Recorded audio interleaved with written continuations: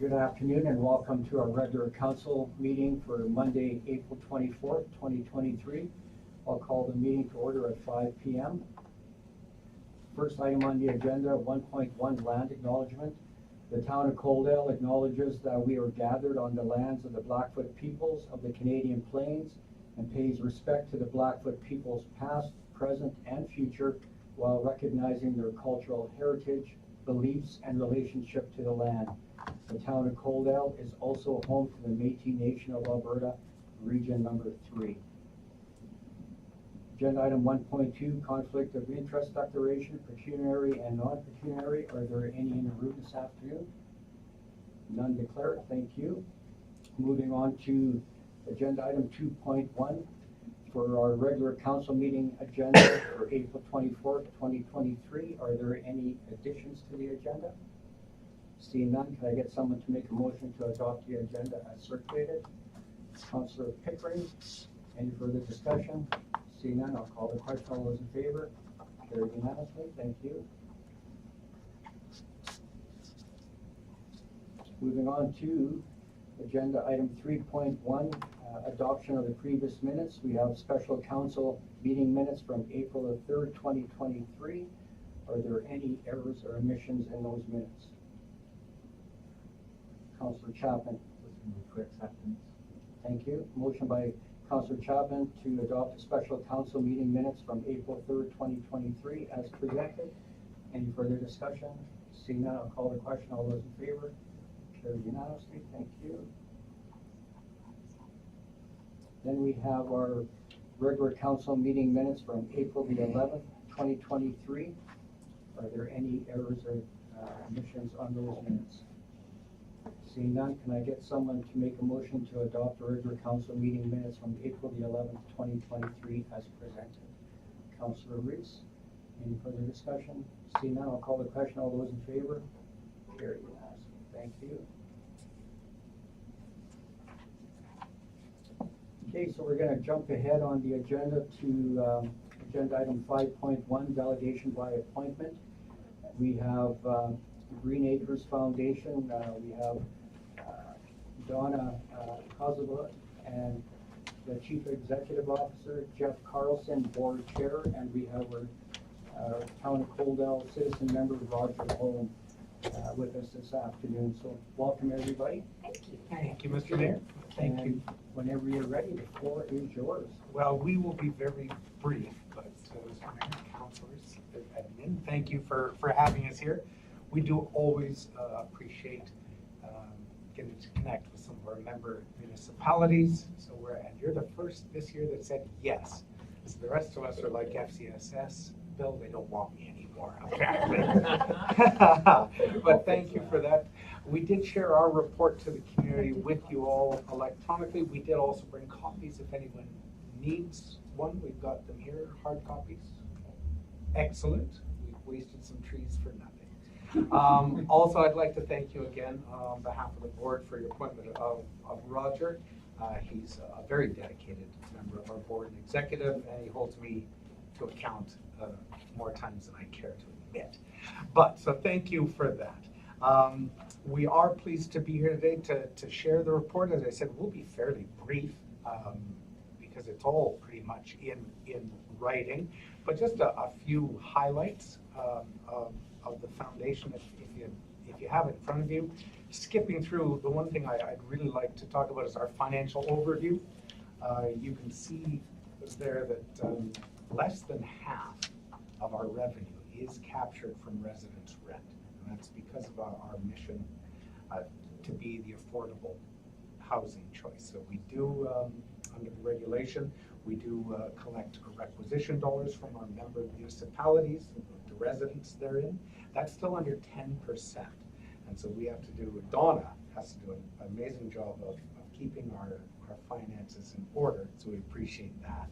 But as you can see, the average cost for every resident is actually about $2,200, and we only charge each of our residents, or the average, about $1,700 or $1,800.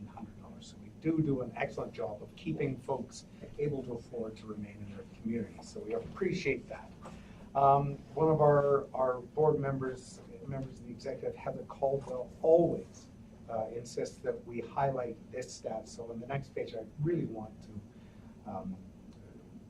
highlight the fact that 99% of our residents in our lodges here in Coaldale and Lethbridge, etc., feel very safe. And one of the things that we strived for during COVID and put a new emphasis on was really creating a sense of community. So we don't really even talk about our facilities anymore. We talk about our green acres communities in each of our communities. Because folks were isolated, and we knew we really needed to connect them together and to connect them to the rest of the community. And so that was a big emphasis. We have been operating under our new strategic plan for about 10, 11 months now, and the board is heading away next month to work on our upcoming strategic plan. I don't foresee any massive changes to that, but we always like to review and refresh it and tweak it, and once that is compiled, we'll share that with all of you. That's pretty much all I wanted to highlight. Dawna, I know you wanted to maybe mention some of our projects and things, so Dawna Coslovi, our CEO, the brains of the operation. If you don't mind, I would just very quickly, it was in here, but right now we're working on a place in Lethbridge, and it's the old convent on 18th Street. So if you ever come into Lethbridge, it's right by the high schools, LCI High School. Yeah, LCI and CCH, it used to be a convent. And so when we saw that, we snapped it up, and we're making it into apartments. Unfortunately, it was supposed to be ready a few months ago, but with construction, it'll be July. Supply chain issues. Supply chain, they always say supply chain issues, but that's just a standard line, but those ones there will be, and you know what, it's really, really needed. We're only opening with 15 to begin with phase 1, and I think we have 50 some applications, so it's gonna be a little bit dicey, because we have, for the apartments, we have way more applicants than we have spaces for, so we know the need is there. But we're on our way on to phase 2, that'll be another 10 units. What we've done too is this board has been very, very proactive in, because we know our number one job is to ensure that we have adequate housing for seniors, because we're all getting older in this room, right? So we want to make sure that we have places for us too. So the board has allowed me to, I don't want to call it land bank, but we have bought pieces of land for the future. So in Lethbridge, we have land in the various quadrants of the city, so that we're ready. We're nimble, we're ready. If the need is there, we can quickly, get some plans together, because that's the first step. It also makes it a little bit easier when we're trying to apply for grants, federal grants and things like this too, right? Because we have to have something to do. Our number one project though is, you guys are all familiar with Sunny South. About 10 years ago, we added 55 rooms there, and we haven't looked back since. I mean, if we could have another, it's always hope. Okay, as soon as someone moves out or something happens, we have people waiting for that. We want to do the same thing in Pitcher Butte, because at Pitcher Butte we have an older facility that's quite a bit older. It's old. We want to rebuild it. And we want to, because we already have a new facility that we built, Green Acres built, that's adjoined, but it's the lodge itself that's very old. So that's our number one priority, and we really hope that with the help of the government, the provincial government, and the federal government, and with our resources, that we'll be able to cut ground on that one. Hopefully this year. I don't know. Now with the election, we're not sure, but that's what we really, really want. And again, that one there, because we are the housing choice for the girls, right? There is nothing else. So we do definitely want to do that. Now, a little bit different in the rural, same with Sunny South. We have to kind of appeal to a broad range. It's not just those that need care. It could be for retirement, could be for couples. So we recognize that it can't just be a cookie cutter. It has to be open for everybody. So yeah, we really hope that we can get that done soon. But we're here to answer questions. Oh, there is one more thing, really important. Last year, 17 people over 100, and that live with us, and it's just like a normal thing. It's amazing, So we bought some new tandem bikes, and as you know, we announced it to the residents. She's 102. she insists on being the very first passenger. And we're gonna take her out, she's gonna be the first passenger. I mean, you gonna argue with someone that's 102, right? And if she says she wants that, she can have it, so, yeah, she's gonna be the very, very first one. And I think we're doing that this week. We're gonna take her out, she's really excited for it, and these things are gonna be great. So Raj, what do you? Just one of the other things that I found really interesting in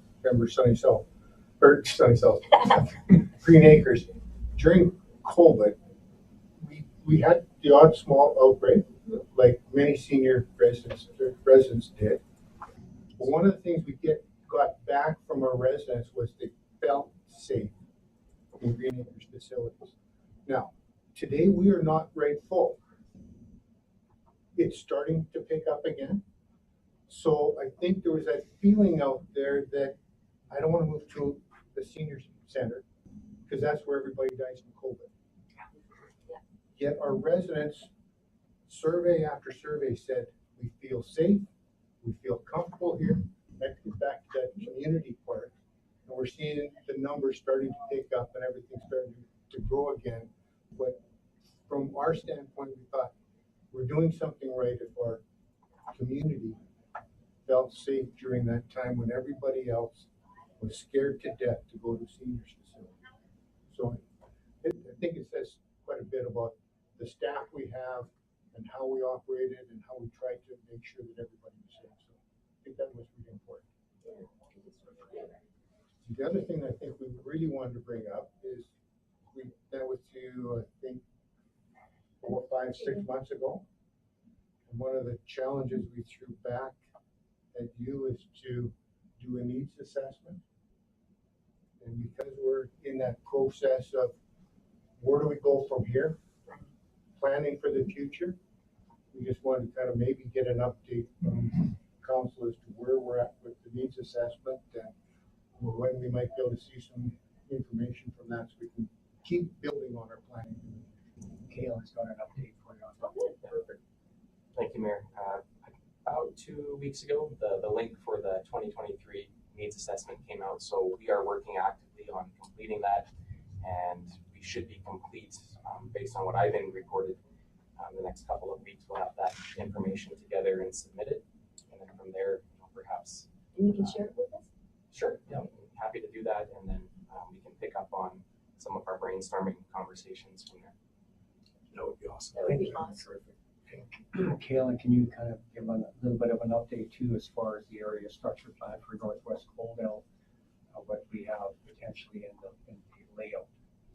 Certainly. Since that meeting, we've been viewing potential developments through the lens of where a good spot for seniors housing might be. And so that's been a new standard operating procedure in terms of how we look at area structure plans and development proposals. Is there a diversity of housing choices? That is something that's in council's strategic plan. So we are viewing within the diversity lens, it's not just multifamily and different densities, but it's also programming as far as relates aging in place for seniors. So for the Northwest part of Coldell, we are working on an area structure plan.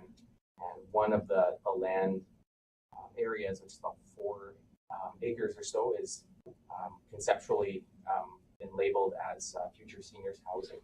So we're, in the same way that you're putting money away in the piggy bank, we're coming up with some really good enticing options for you on how you can use that piggy bank here in Coldell. That was going to be my next comment. You mentioned that you're buying up land. I forgot to mention it Coldell. That is, it is on our radar, as I think Roger mentioned. One of the issues we have is we can only really sort of think about where the need is, and until those need assessments are done, it's hard for us to do any planning. So we're trying to, with all of our municipalities, to say, get this done so that we can sort of wrap it into our strategic planning. And so we appreciate the work is ongoing. And then this piece of land that Kayla's referring to is like a block away from the new multi-use recreation center that we're building. So it'll be a nice area, a lot of birds of prey, lots of recreation there as well. So. Did you all notice a lot of the Green Acres facilities are within the community? they're necessary in downtown or next to something that's built within the community, so you draw from that area, and I think it's pretty important, so I think this is good. Yeah, that'd be great if we could see these, because we need that so that going forward, collectively, we can go forward together, right? For problems and whatever. I'll open it up to council. Any questions for any of our guests? Deputy Mayor Beekman. Thank you. Thank you for your presentation. The new facility on 18th that you're building, just out of curiosity's sake, what level of care is that? It's gonna be SL1, so independent. Okay, thank you. But I will tell you, the reason why, as Roger has said, our lodges are not full. Out here it is, Picture Butte we're full, okay, and Lethbridge we're not full. Okay, there is more of a competition, and the apartments are really where we have such a big wait list for affordable apartments. We had a slight dip during COVID, but still our apartment occupancy is 96, 97, like, It's just gotta flip them fast. Yeah, as soon as they're empty, we don't even have time to paint before somebody wants in. So that was in Lethbridge's need assessment, is seniors independent living was one of our gaps in the town or the city of Lethbridge. So we're trying to step in, get to that, and hopefully when yours is done, we can see where the best fit is. For staffing, do you have no problems finding staff for your? It's always a problem. Okay, I imagine you guys are having the same thing. Dawna but was no- doing 3 jobs at one point, Yeah. so. No Yeah. raise, we gave you no raise. Yeah, no. I like working 24 hours. Okay. Healthcare is one of Yeah, our the bigger. LPNs are probably, but you know what, where we do have the advantage, our resident to care ratio is very low. Okay, so our LPNs, they may be, responsible for 10 people, whereas in a larger center, they're gonna be 40, things like this, right? So, yeah, we're pretty lucky so far, knock on wood, that we haven't had real big problems with staffing. And we're fortunate in that because we have many different facilities, if push comes to shove, I mean, during Yeah. COVID, we weren't allowed to, but we can move people around where they need to be. Interesting. Councillor Chapman, you have a question? Yeah, thank you, Mayor, and through to our guests this afternoon. Thank you so much again as well. I was just over at Sunny South Lodge yesterday afternoon and speaking about COVID. It was really encouraging to see that the seniors that we spoke with yesterday afternoon had experience with COVID, but the whole element that they seem the persona that for the thing that I saw was that they were all confident. They weren't preoccupied, and even the staff seemed to be a level of confidence. And this is just another little blurb bump, and let's move on. But even the seniors didn't seem like they were scared or preoccupied. I'm going to stay in my room, and because they already had to stay in their rooms in years past, so they've already endured that full experience. But I really was impressed. And the other thing I wanted to just quickly bring up is I'm very impressed with your 91% of your staff feel very confident and appreciative of being able to work at the Green Acres Foundation. I probably heard from 1 or 2 of the other percentage. Yeah. But, Yeah. You always will, right? Yeah. Those are the ones you hear from. Yes. So, but I want to thank you again and keep looking at Coaldale. Well, we just had our spring fling where we honor our employees, and especially long service employees, and 43 years, I think. 43 years. One of them is retiring now, but had been with us for 43 years. It just amazes me how many of our staff, once they get with Green Acres, don't want to go anywhere else. So, Yeah, it's really quite remarkable. We had another lady, 25 years, never taken a sick day. Wow. I got one there, it shocked the heck out of me. Interesting. Yeah, so Last chance around the table. Any questions, comments? So make sure, appreciate when we get an email that someone's turning 100 or more in Littleville. I enjoy attending those events. And I think we're actually trying to set up the coffee chats too, aren't we? Yeah, we It have seems like one. every time we try to do that though, something happens. So, Okay, yes, so that's why it shut down. we're thinking it maybe it's you. We actually had one, what, 3 months ago? Yeah, And so those were good as I well. think they're really nice and it gives them an opportunity to, because they're not gonna come to a council meeting. Right. But it gives them an opportunity to, whoever comes, they can chat and sometimes they just wanna talk. So, Actually, the last one, Councilor Reese and we attended the cow bingo and oh, yeah, that's right. I ended up winning that. So I took my winnings and I went to the Cola Bakery for that coffee chat and got vanilla slices. Oh, yeah. So then everybody enjoyed those and we had a good conversation, right? Yeah. And that was before the election, or after the election. It was. It was. No, I'm really glad that you guys take the time out, because that does mean an awful lot to me. And we hear back from the residents how much they appreciate it. Yeah. We appreciate it. It's important that we do that as a council, so. Thank you. Go ahead, Councilor Chapman. Okay, just something else that came up to mind. Two things. One is golf tournament. You're having a golf tournament On this year. August the 11th? It's Is that something Friday? like that. Is it Friday the 11th? It's in my calendar somewhere. Are you signing up? Well, it'll be on our agenda. Let's see if they do that. I hope. August 11th. On August 12th is our parade and Yes. Summerfest. is. So Yeah. invite you folks to come out. Mayor should send the invitation out. Have a blend parade. Yes, I know Sunny South wants to do something. Okay. I'd like to. Thank you for bringing that up. And then did you bring up June 17th, our grand opening for the facility as well? So we're gonna do something really first class for that event. So make sure that. Will there be vanilla slices? Because as soon as you said that, I had a flashback to Sven Eriksen's. Oh, yeah. Used to get vanilla slices, and We'll see what we can do. This bakery out here, I I know. tell you, the bakery out here, I hate to come here on Saturday afternoon. It is a hopping place, Yeah. isn't it? Yeah. It is just such a good business there. So thank you. One And other. I just wanted to offer to Roger, do you have any further comments you want to make or? No, Okay.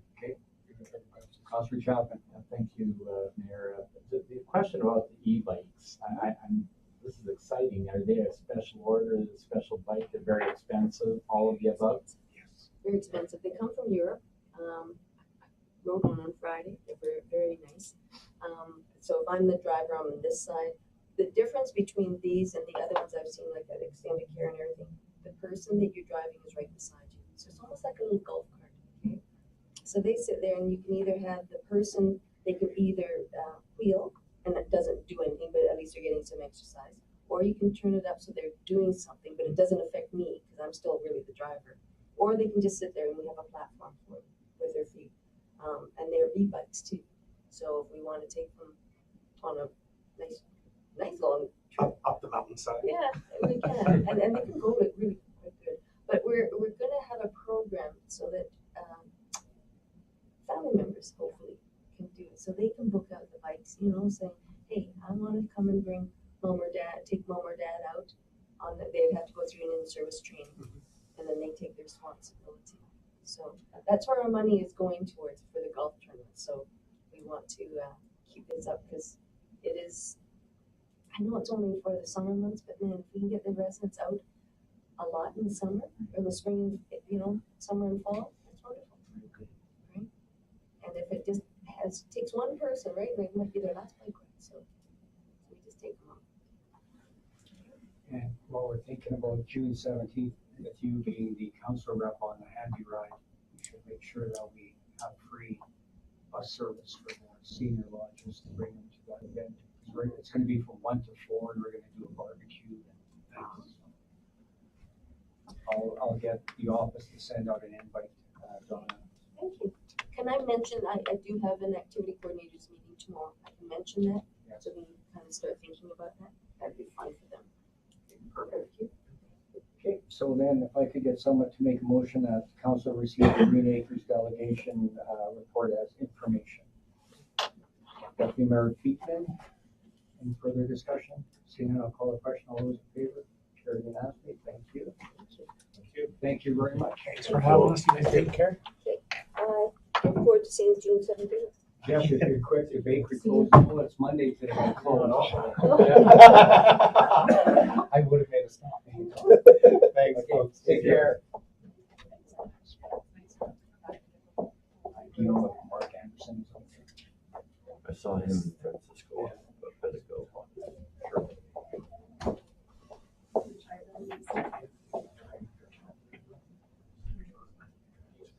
If it's something he would, otherwise I know it's not. We're just gonna back up now to business arising from the minutes. Agenda item 4.1, citizens on patrol. We have our manager of community policing, Mark Anderson, presenting this afternoon, and we also have Kimberley Hurst from the Alberta Citizens on Patrol Association. She's the director. So, Kimberley, if I could get you to come and join Mark up at the front here, and we also have Constable Francisco Ceron here as well from our local Coldell R.C.M.P detachment. Welcome, Francisco. Thank you. And Mark, when you're all settled in, the floor is yours. Thank you, Mayor Van Rijn, Council. I'm here tonight to present an agenda item report on our local Coldell Citizens on Patrol committee group and the progress moving forward. And this is following up on work that Tom Anderson had done while he was still with us here in town before he moved on. And the purpose of tonight's meeting, or tonight's presentation, is to follow up on the meeting from December 22nd and to request that council consider approving the Coldell Citizens on Patrol committee as a committee of council, similar to what we had spoken about before with our animal control committee. The local group is at the point now where we want to be able to share information with the members coming onto the committee so that they can move forward in forming some terms of engagement and also forming a society, forming the necessary legal things necessary to move forward, and forming a local Citizens on Patrol society. I apologize for not being as informed as Tom was perhaps, but he'd had a year to work on it and I've only had a few weeks to get up to speed. What has taken place so far, though, is we've presented once before to council on the terms of reference for the organization. There was a suggestion from council that some of the wording be changed ever so slightly on those terms of reference, which has been done, and the new terms, the amended terms, are attached to this evening's agenda item. Also to that, council had asked that we engage in some community engagement activities, which has been done, and we have had, I believe it's 8 members of the community have responded back that they're interested in joining the committee and moving forward to form the society. And so coming before council tonight, seeking that we approve this as a committee of council, and that the council has 4 decision options that I would be proposing this evening for there. One, that the council accept the terms of reference as presented this evening, and move that we make the Citizens on Patrol Committee an official committee of council, or that council approve the terms of reference and table the formation of the official committee at this time, and seeking more information, or the council may choose not to accept either and refer it back to administration for more work.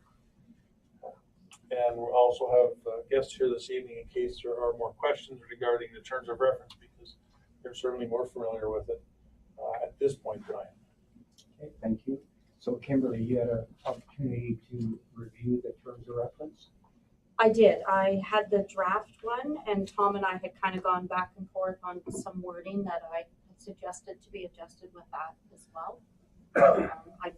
I'm gonna guess it's probably been altered in the current one, so from that, I would say that it would be good.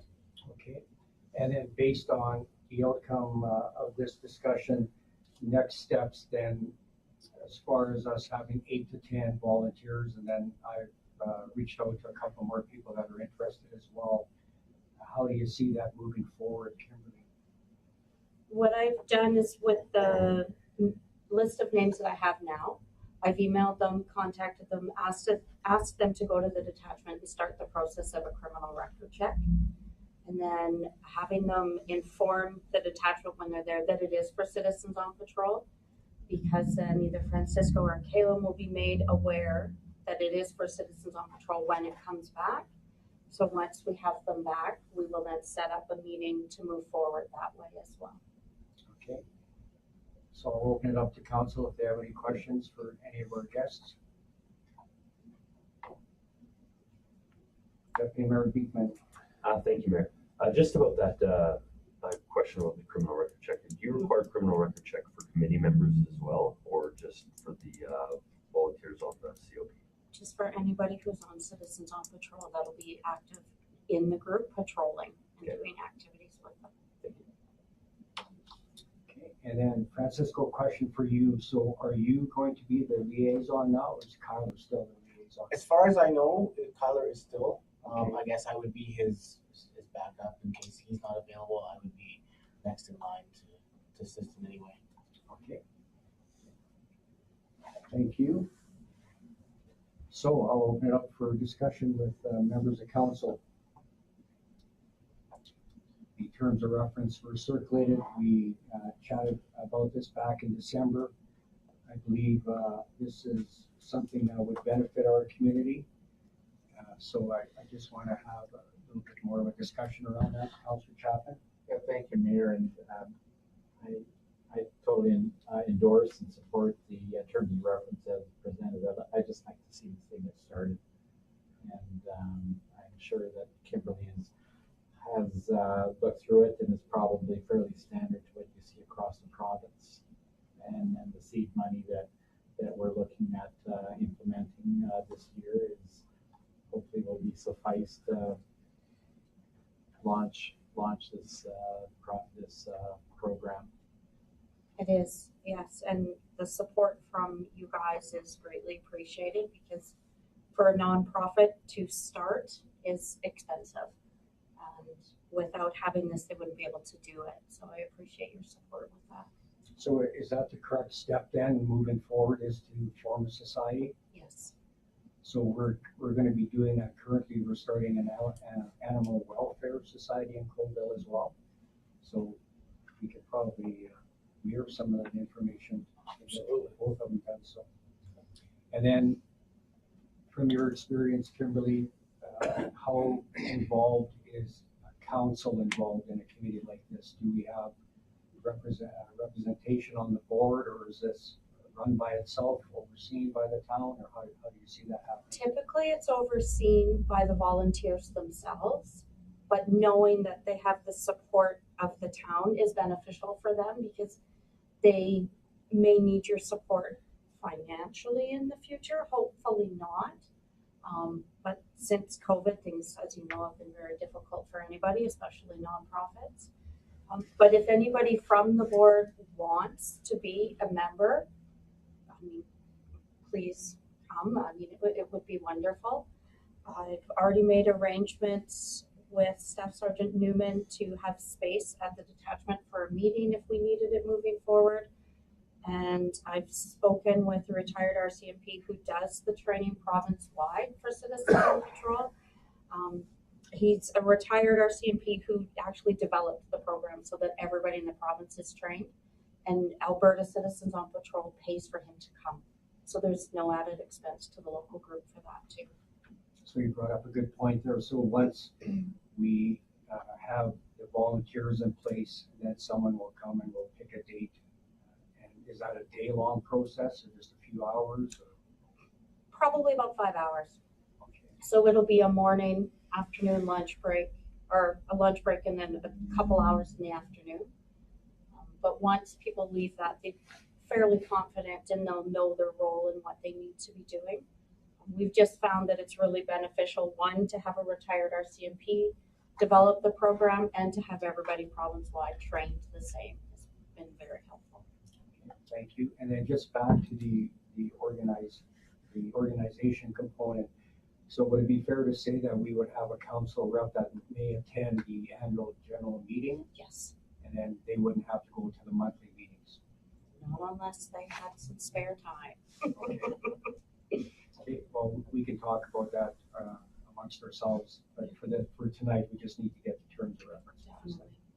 Okay, Councillor Chapman? Thank you, Mayor. Would it be helpful to have included in terms of reference sort of a quarterly visit with council, much like the R.C.M.P. do their quarterly visits? Is that something that's helpful, or Kimberley? I think we can do that as needed. Sure, we can invite that as a delegation. I don't know. I think for myself, I think that would be a really good idea. No, I agree, totally agree. Okay, so any more questions for any of our guests? Okay, then I'm looking for someone that council approved the terms of reference as presented and move to make the Citizens on Patrol Committee an official committee of council. Councillor Chapman. Any further discussion? Seeing none, I'll call the question. All those in favor? Carried unanimously. Thank you, everyone. Kimberley, thank you for making the drive out. Thank you for having me again. Francisco, good to see you again. Yeah, thank you. Mark will be in touch about this. I'll be back next week. I'm actually came down from Calgary today, so That's great too. I'll see.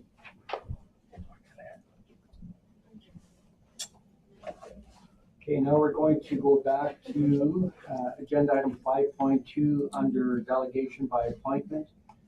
We have the 2022 audited financial statements, and we have Kyle Beauchamp, our Chief Financial Officer and Deputy CAO, and then I believe we have Nadine Grayson here as well. Nadine, did I say your last name? Grandson? Grandson, okay, welcome. Thank you.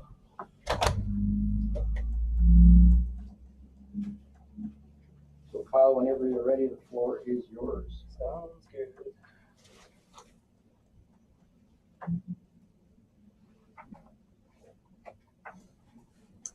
Okay, thank you, Mayor and Council. So what we have for you tonight is the audited 2022 financial statements. So our financial year end starts January 1st and December 31st. So throughout the past year, Council has received quarterly updates as to our financial situation, where we are compared to budget. So consider this basically the Q4 financial update. Once the year end's done, we send everything over to Nadine and her team at Avail, who audits it and make sure everything essentially balances. So for kind of the roadmap here, I'm going to go through and explain the financial statements to Council. After that, Nadine from Avail is going to go through the audit report and some additional letters attached to the report here for Council. So I'm trying to keep I know accounting can kind of be, we speak accounting language sometimes. Not always the best at translating that, so I'm trying to keep this presentation a little more lighthearted and stuff like that to kind of give a ground level understanding of what the financial statements entail. There's a lot of relevant information in here. Sometimes I understand it's just difficult to find it or kind of make heads and tails of it. So first things first, statement of financial position. So on this presentation, I've also referenced every page here on the actual financial statements. So on a later day, you can go back and follow in that manner. So the financial statement of financial position is essentially our balance sheet. So at the top here, we have our assets, liabilities, and then basically our equity here at the bottom. So 2022 here on the left, highlighted in blue, and for comparison, 2021 there on the right side. consider cash, money that we have in the bank. So cash and investments, we kind of consider those tied together. So total cash at the end of the year was just over $26 million. This decreased from 31 the year before. The main reason before that was we're starting construction on the recreation center. So we got the cash, 10 million for the actual construction of the recreation center approximately 3 years ago. And as that center is going through and being built, we're starting to spend that. So we're seeing the decrease in cash there. So it's just from an investment in capital and Coalville. Accounts receivable here. So this is money that essentially businesses, government owe the town of Coalville. So this money consists of property taxes, utilities receivable, franchise fees, land sales, and grants for capital projects. So this number did increase. You can see at the end of the year, it's $3.2 million that is owed to us that we haven't yet collected, up from 2.9 the year before. The majority of this is from grants, so we receive grants from capital projects that we've spent the money, but we haven't paid it yet, or we haven't received it yet. Now, so that's essentially our assets there. We go down to our liabilities here, right? So liabilities are funds that we owe to people. At December 31st, our accounts payable, we owe $4.3 million compared to 6.4 the year before. Accounts payable largely fluctuates throughout the year based on timing of construction payments when you actually pay them. So, for example, at the end of last year, we had a large amount of money owing based on the lagoon construction project. At the end of the year this year, we didn't have as much owing in construction. That's essentially why it decreased. It's just the timing. A couple other items here, deposit liabilities. So a lot of times you receive money from developers on subdivision work. This amount did decrease during the year because we had a developer complete steps in the subdivision that we repaid the deposit.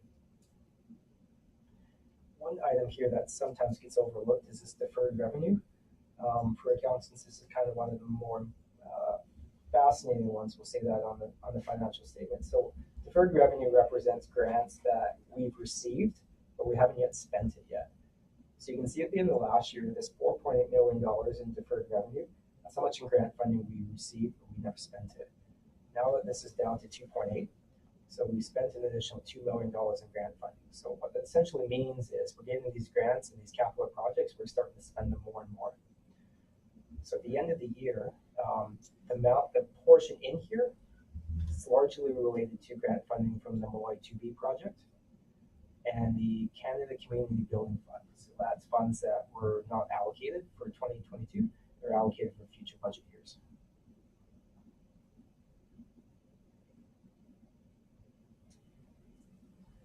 One other item of note, long-term debt, right? So long-term debt, we take out debentures for various capital projects. You know, it's at the end of last year, it was about $15 million compared to 17.5 this year. So this is the year that we received $4 million in debenture funding for the lagoon project. So this was a $4 million loan amortized over 10 years. So we received that money, but we also paid back another $1.2 million in debt during the year. So we kind of chart these out here. So financial assets on the top, financial liabilities on the bottom. So you can see here the gap is getting a little smaller and smaller. This isn't anything to really be worried about.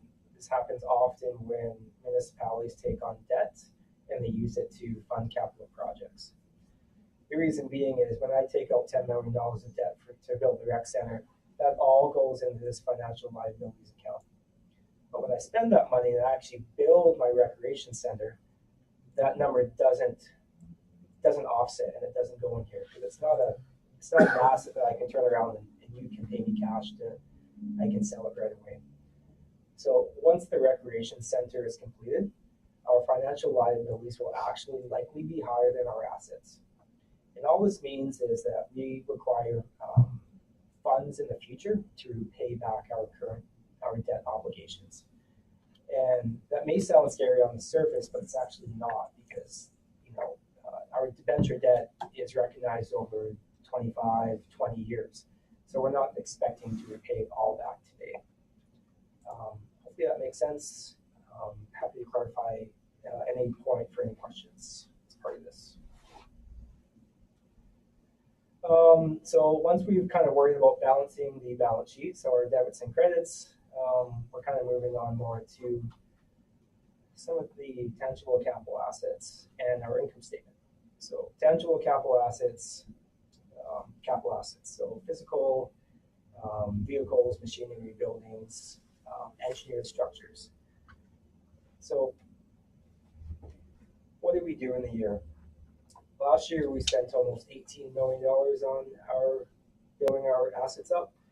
This year is a little less, but still a very high number compared to years prior, $15.6 million. So what did we spend the 15.6 on? I've got a list here. I've listed everything over $50,000. So going left to right in this schedule here, we do have the various projects. So we start the Recreation Center. In 2022, we spent $5.6 million in construction on that. Now, as these projects sometimes take multiple years to complete, what's the total amount that we spent on that project as of December 31st?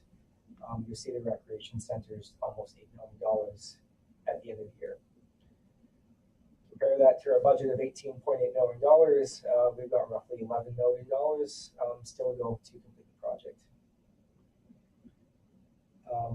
So I won't go through each of these individually, but I'll just pause here to see if anybody from council any questions on the capital assets, because I know that is an item that sometimes this sparks in conversation. Can you talk a little bit more about the civic square and that little asterisk sign by the number? Sure. So the civic square budget, the one that was approved at 2020, at the December 2021, the last year was $6.4 million. So at the end of the year, we spent $6.5 million. So we see that the actual costs are slightly higher than the approved budget from before. There's been some additional construction change orders that have happened in the past year that council has approved that isn't represented in this number. So this budget number is from our last capital budget, but it doesn't include some other change orders and additions that council has approved over the past year. Thank you. Moving forward here, I'm going to talk about the income statement. So call this a statement of operations, but for ease of speak, it's just essentially the income statement. So at the top here are the revenues. So this is all the funds coming in, offset by our expenses at the bottom, and what we get at the end of the year here. So this line item, annual surplus deficit before other.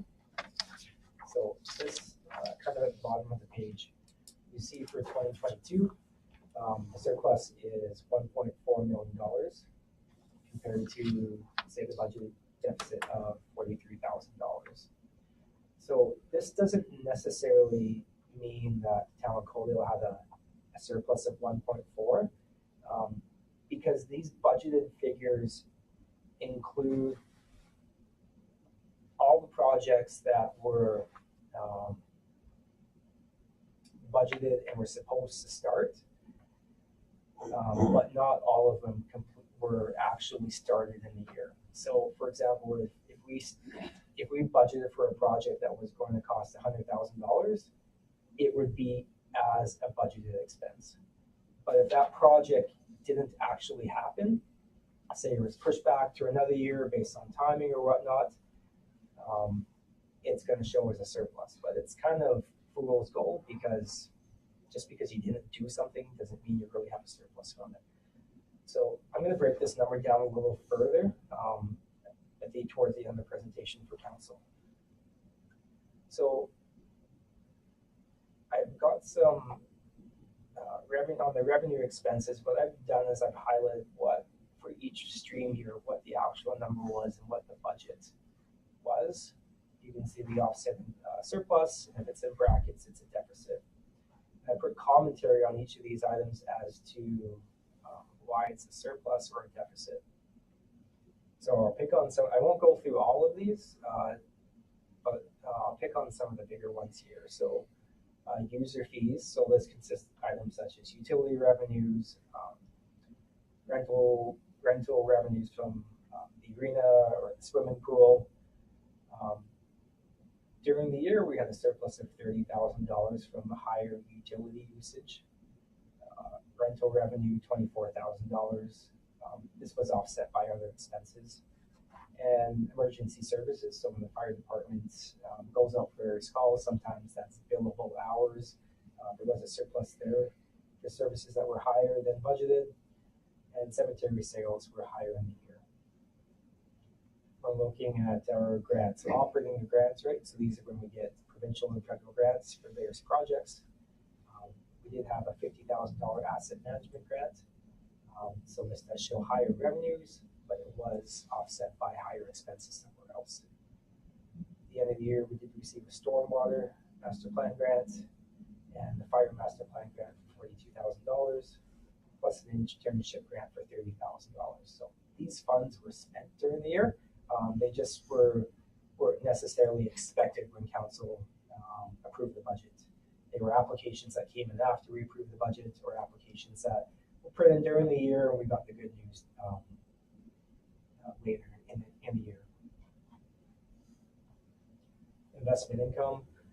A large portion of our cash on hand earns interest that's tied to the prime rate, and as the Bank of Canada increased their rate, the bank prime rate also increased by a number of points during the year. So our budgeted revenue was essentially double compared to what we thought. And as far as development-wise, licenses and permits, we had budgeted around $178,000 in the year, but this was $322,000. So we did have an extra $10,000 from business licenses that was higher than what we anticipated. Subdivision development fees were higher than we anticipated. And this is kind of a big one, safety code permits. So this was $86,000 higher than expected. But the one kicker being $60,000 of this alone was from the recreation center. So essentially us kind of paying ourselves one way or another for it. The last big one here, other. This is largely where we received donations for the Colio Strong campaign. That revenue is posted here. So that's not budgeted to fund operations. That money goes straight out of our income statements and back to fund the recreation center. So I just kind of graphed out the revenues, excluding our land sales because they can fluctuate during the year, over a 5-year trend here for council, just for comparison's sake. With call your attention still, we're still moving through at lightning pace here on the expense side. Again, won't go through all of these, but one of the big things that we did have a budget deficit in the year was the R.C.M.P costing. Total R.C.M.P cost for 2022 was $1,744,000 for the year. This was up from the $1,571,000 the year before. So that's, what's that, approximately $200,000 higher the year before. And as council saw from our budget discussions in December, this cost will go up for 2023. We were approximately $97,000 over budget on R.C.M.P costs due to their collective agreement and the wage increase being higher than what we had anticipated. Is that 97 part of that 345 for that total retro? That doesn't include any of the retro. That's just for this specific year. And one of the big savings that we did have in the year, that was somewhat unexpected was our water supply cost. So our water supply cost was $113,000 under budget.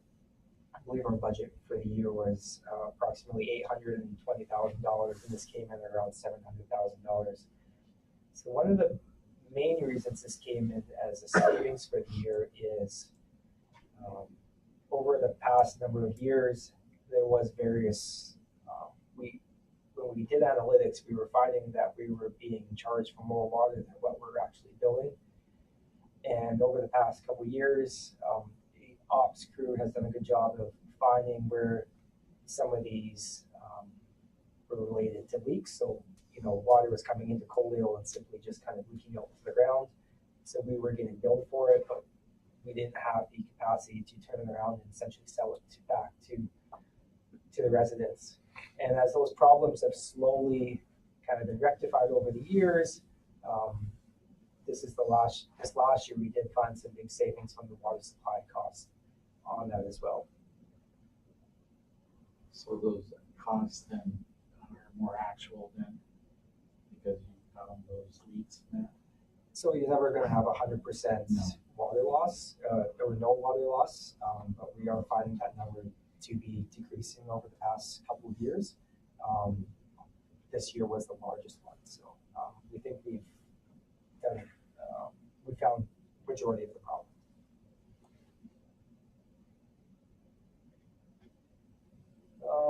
A couple other big items here, so plan development communications. Did have a surplus in the year. This was largely due to staff vacancies.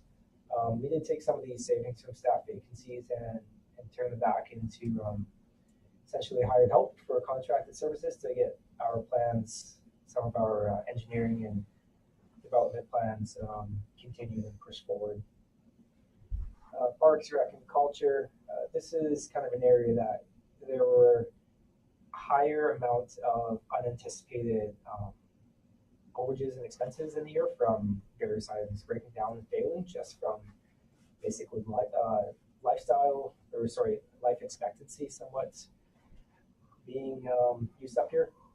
So the curling rink, the arena, the pool, you can see between those items there was about $85,000 in higher cost that we didn't anticipate it, partly due to utilities and partly due to plant repairs and building repairs. Parks did have a failed irrigation pump in the year that alone cost $34,000 to repair. Tracking the expenses here. So operating expenses excluding amortization, we exclude that because it's not cash, we don't pay for it, it's just kind of on those accounting estimates. Slight increase in stabilization over the years. Okay, so I kind of bored you enough, so what does this all mean? When we're looking at this page here, this is kind of, I don't know about Nadine, but this is my favorite page here. So the surpluses at the end of the year, I can make this a little bigger here for you.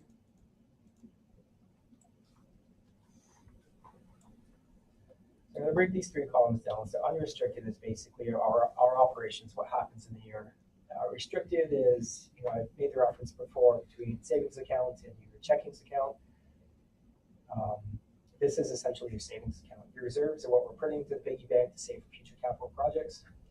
And your equity and TCA, tangible capital assets, essentially all of our capital assets. So lagoon, recreation center, civic square. Just mainly going to focus on this first column here, this unrestricted surplus. So surplus for the year was $8.6 million. Some of this funds go towards paying our capital assets, and some of the funds go back into reserves. So of this $8.6 million, $9.2 million of it went towards investing in capital assets. So obviously there's a negative amount there. So we had to take just under $1 million from our reserve to fund the rest of our capital assets. So this is just for simplicity's sake, these are just kind of all totals. At the end, once you kind of add these all up, we get a surplus of $264,000. So approximately 200,000 of this relates to utility functions. So when I was talking about lower cost for water and higher user fees, that's about $200,000 directly from utilities. The rest of the $64,000 was related from general municipal functions.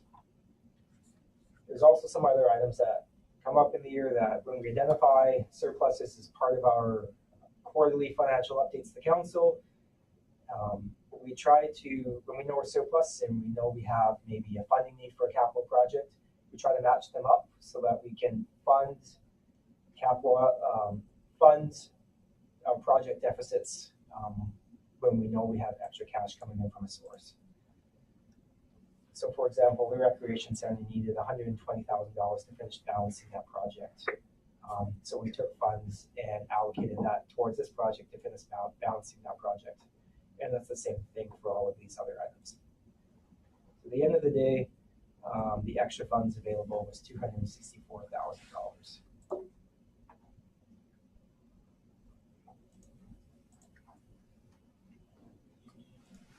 So that's the basic stuff of the financial statements. The notes to the financials have a lot of really good commentary if you want to go kind of dive deep and see what really happened in the year. I talked about deferred revenue, something that's fairly interesting. On that note here, we do list all the grants we have received in the year and how much we received. So if council ever wants to go back and see what grants are we getting, do we have an opportunity to, say you heard of X grant, well, we were getting funds from that. Maybe can we tap into that? This note will tell you where we got grant funds in the year and where we actually spent them. So you can see in the year there was $7.7 million in capital and operating grants that the town received and spent in the year. Long-term debts. So this note here shows how much of our debt is supported through taxes, how much is supported through utilities and general operations. So again, at the end of the year, $17.6 million. Well, Councillor Chapman has a question. Thank you, Mayor. Just on that point there, the operating bank loan, is that an external or an internal loan? That's an external loan. That was acquired in 2007 when we bought that Northwest land. Okay. That was refinanced before. Essentially, this loan will get repaid once we sell that land. So it's still on the books right now, just from a cash perspective. It's fairly cheap debt compared to what's out on the market. So we don't want to repay it now and then have cash concerns when it is such a cheap form of debt that we have right now. There's one lot left, right? Is that how that's read? So we're on the Northwest land where like the school and the Oh, development is. those land. Okay.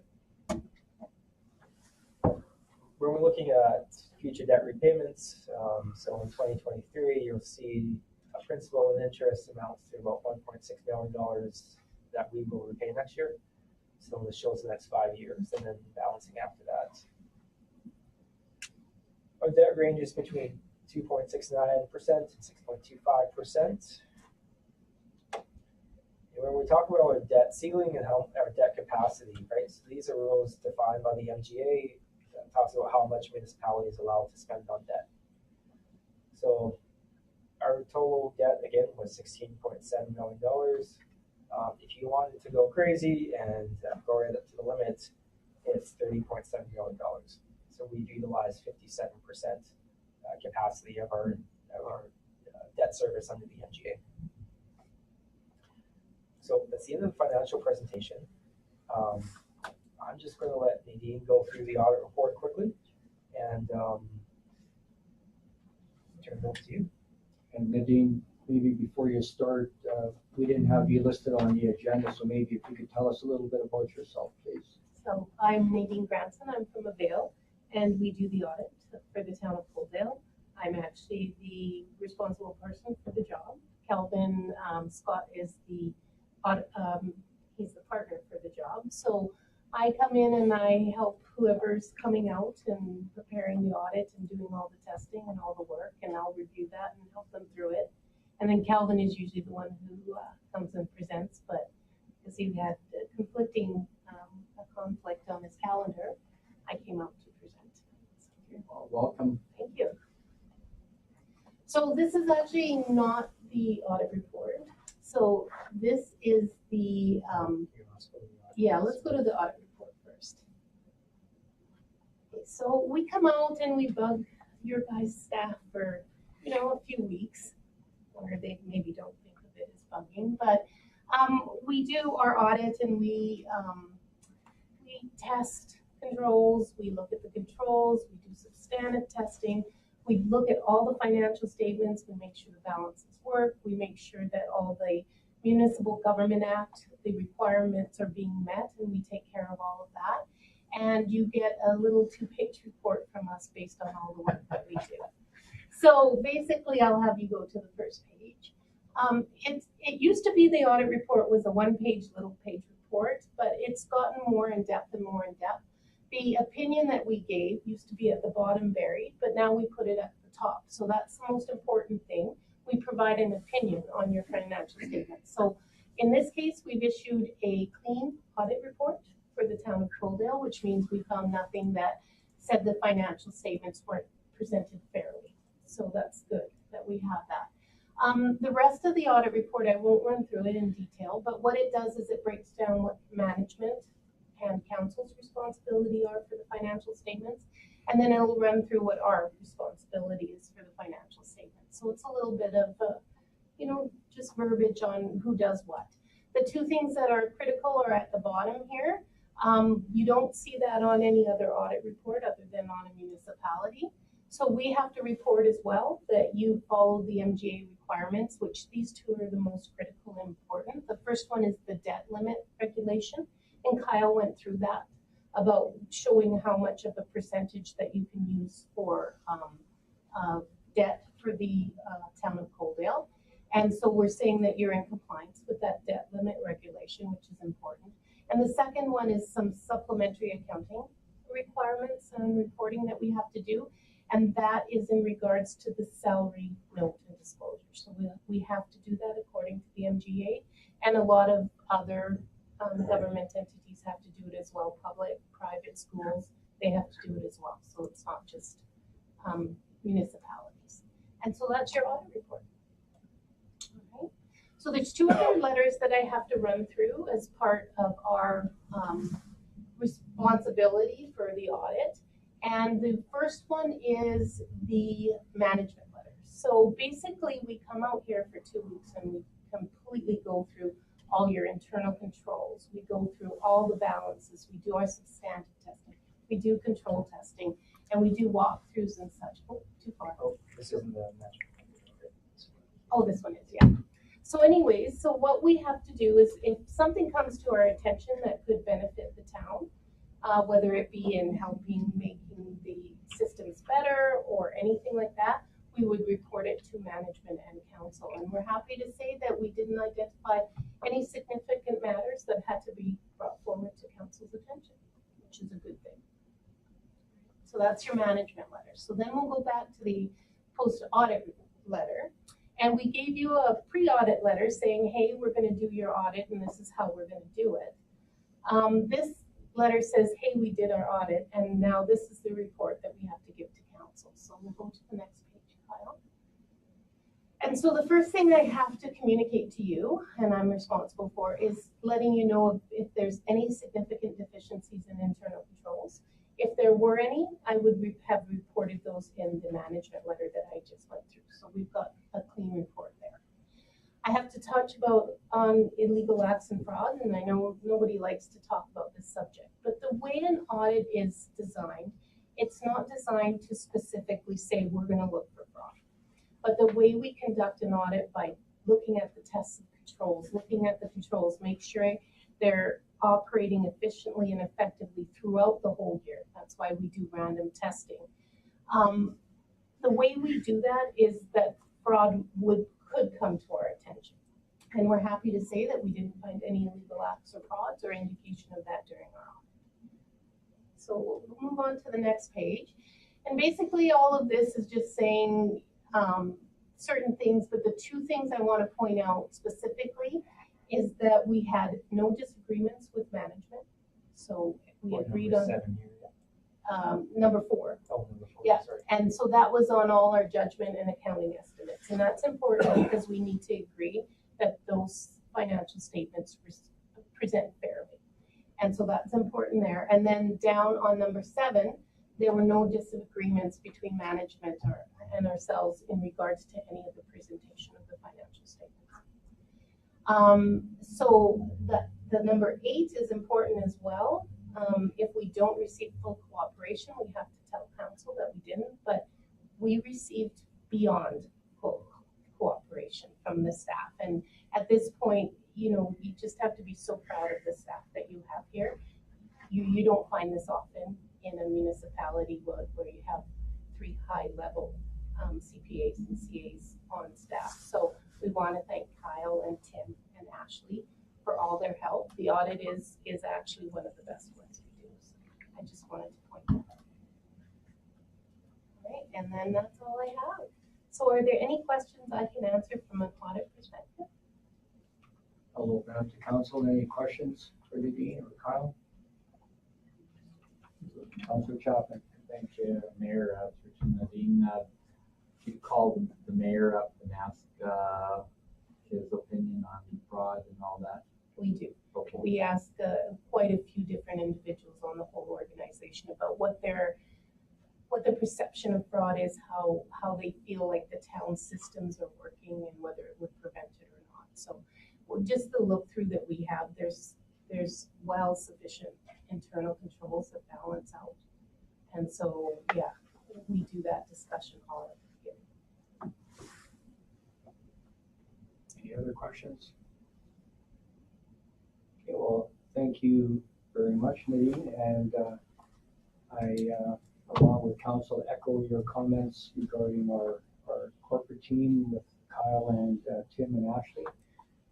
Always see them working very hard and asking the hard questions, so appreciate everything you do, Kyle, with your team.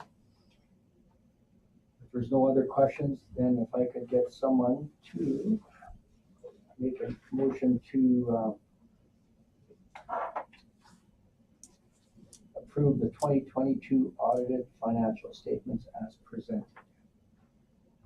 Councillor Avery, any further discussion? Seeing none, I'll call the question. All those in favor? Carried unanimously. Thank you very much, Nadine. Thanks for coming by. We'll be in touch this week. Yeah, for sure. Thank you, everybody, and I enjoyed the rest of the week.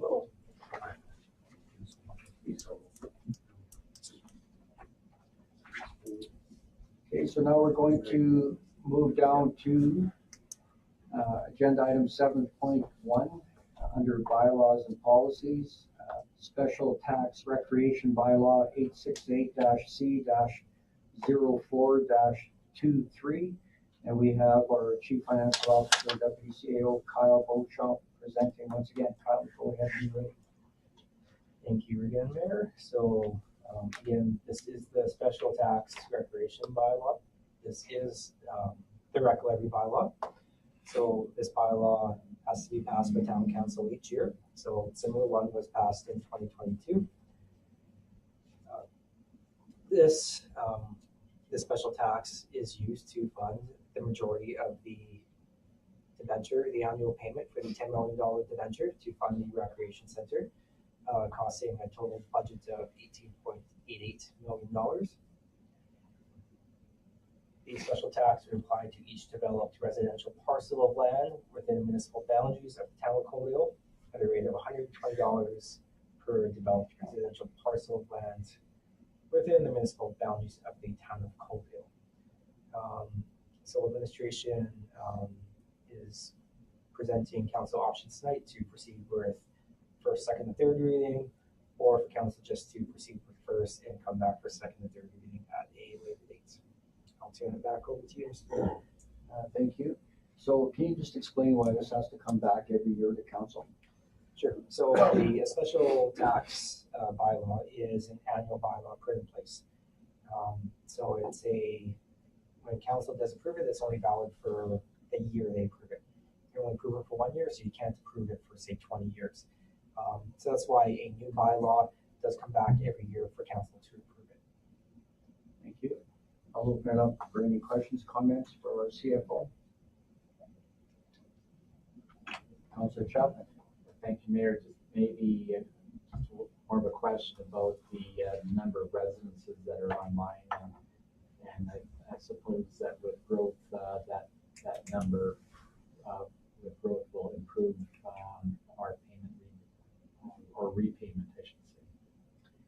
Yep, so approximately the revenue received from this bylaw was $387,000 last year. Our annual debt repayment on that loan is $545,000. So any additional funds from the special tax will go towards funding that debenture loan. The difference between what we actually have to repay and the special tax in the budget right now, we use our recreation agreement from our local partners essentially to fund the balance of that. So it's not additional tax support that's used to fund this. And I'll ask the question too. This is for residential. Can you explain why non-residential is not being taxed for this as well? Certainly. So when the bylaw was first drafted a number of years ago, it was drafted and developed with the intention of who is actually benefiting from the use of this facility. So essentially think of it as a user pay service. So what that means is the flat rate was used for each residential parcel as a consistent means, a user pay system that everybody was paying the same amount to fund towards this. Non-residential was excluded because there is an argument that they don't benefit from such a facility. That's that. Okay, thank you. Councilor Reese. Thank you, Mayor. So once this rec loan is paid off, that this bylaw is like done, it's void, anything, I guess.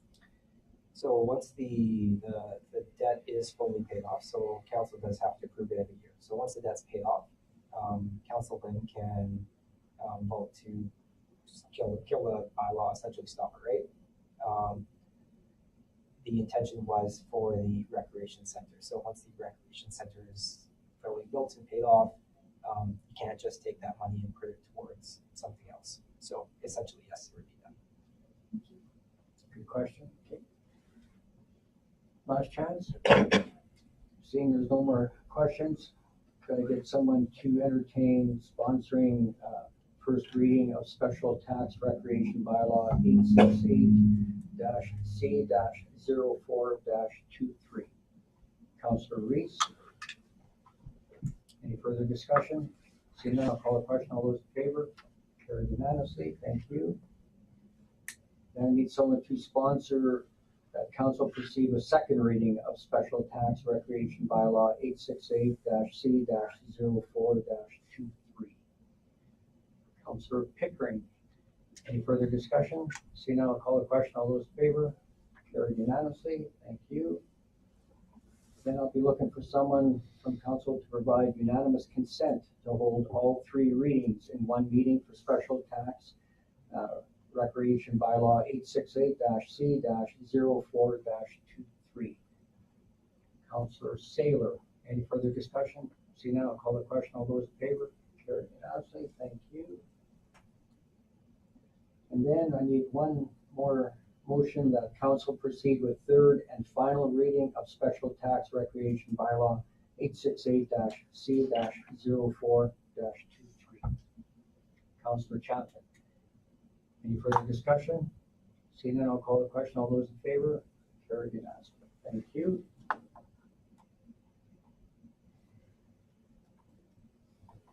Okay, moving on to agenda item 7.2 under bylaws and policies. We have the supplementary assessment tax bylaw 870-C-C-04-23.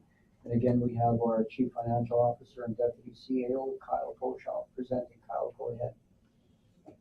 So the supplementary assessment tax bylaw, similar to the bylaw you just passed, is also one that does reappear to council every year And if council wishes to continue this, you do have to pass this bylaw each year.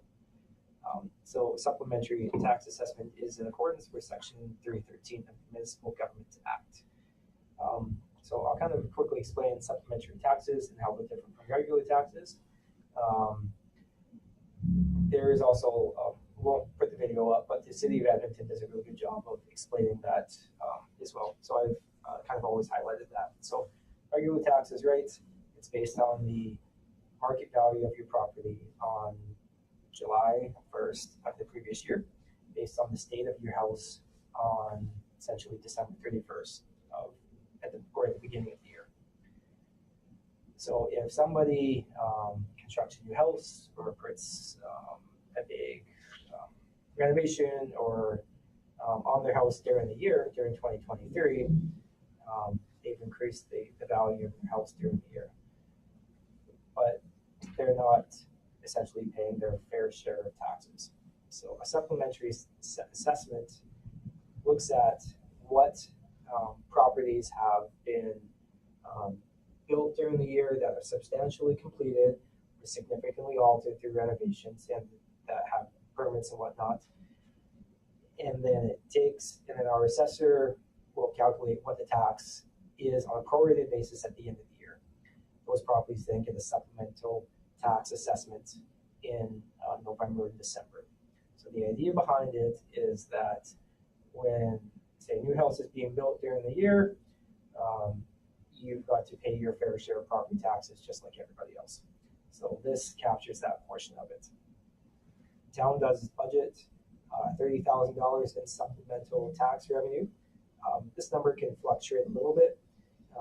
As we just saw from the financial statements, the year before, I think it was around around $20,000.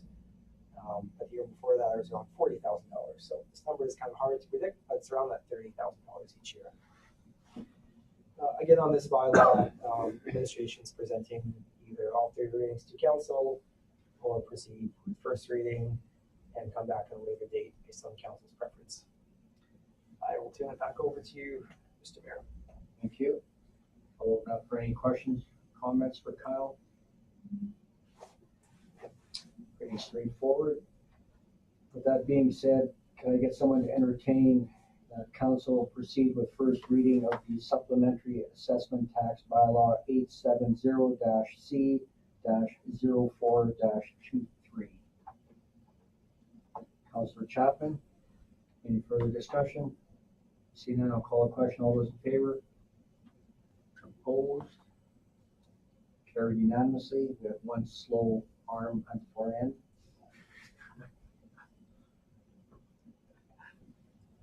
And then someone cared to sponsor that council proceed with second reading of supplementary assessment tax bylaw 870-C-04-23.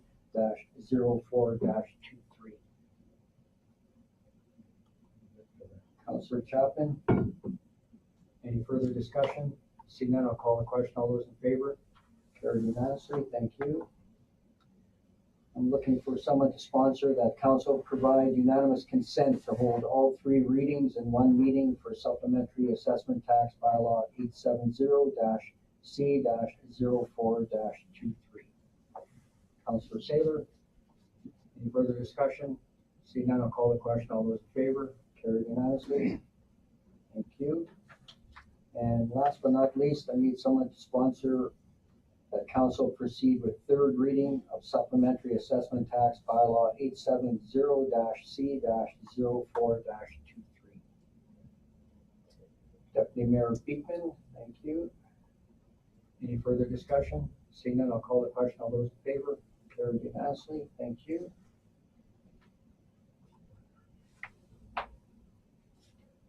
Moving on to agenda item 7.3 under bylaws and policies.